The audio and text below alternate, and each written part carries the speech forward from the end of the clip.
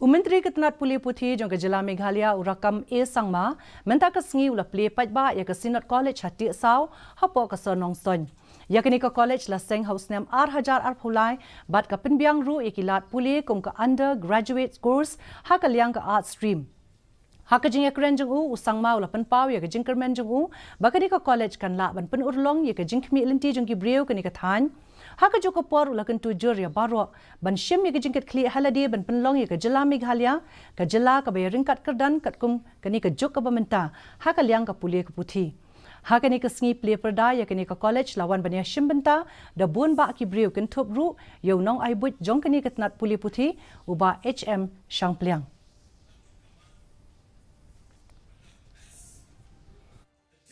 Of this word today is to inspire one another.